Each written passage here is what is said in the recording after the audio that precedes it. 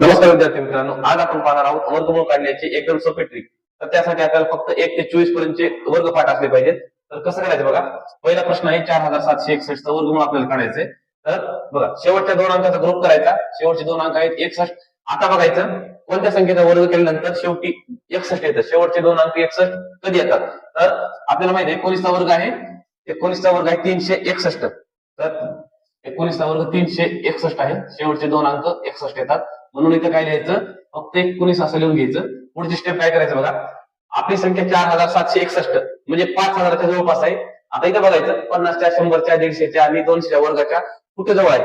तर 4761 50च्या वर्गाच्या जवळ आहे, म्हणजे 25च्या जवळ आहे. मग आपलं उत्तर पण 50च्या वर असणार. म्हणून 50 मध्ये 19 ऍड करायचं. तर 50 आणि 19 किती झालं? 69.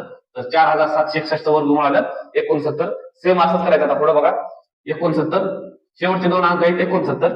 तर 69 कधी येतं? 13चा वर्ग केल्यास 169 येतं. शेवटचे दोन अंक 69. 13चा वर्ग आहे म्हणून 13 लिहिलं.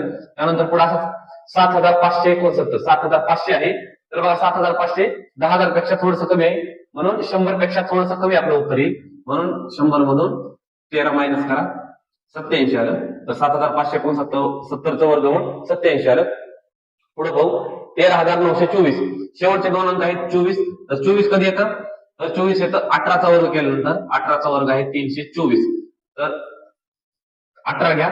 त्यानंतर 13,924. 13,924 म्हणजे 14,000च्या जवळपास आहे. तर 14,000च्या जवळपास म्हणजे 100 पेक्षा थोडस वर येईल, म्हणून 100 पेक्षा जास्त आहे. म्हणून 100 मध्ये 18 ऍड करा, 118 आलं. तर 13,924चं वर्गमूळ आहे 118. पुढे आणखी परत शेवटी 61 आलं. 28,561. 61 आपण वर काढलेला आहे. 19चा वर्ग आहे 361. तर 19 लिहा. त्यानंतर कम्पेअर करा. 28,500 कुठे येतं? तर 28,500 150च्या वर्गाच्या थोडस जास्त येतं, म्हणजे 150 पेक्षा कमी जास्त येतं. मग आपण आपलं उत्तर 150 पेक्षा जास्त येणार, म्हणून 150 मध्ये 19 ऍड करा, 169 आलं. तर याचं वर्गमूळ आलं 169.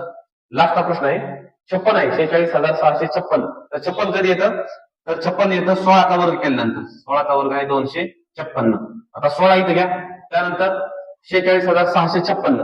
46,000च्या वर आहे आणि 200चा वर्ग आहे 40,000, म्हणजे थोडंसं जास्त आहे, 6,000 जास्त आहे. म्हणजे आपलं उत्तर पण 200 पेक्षा जास्त येणार आहे. म्हणून 200 मध्ये 16 ऍड करा. 200 आणि 16 आलं 216.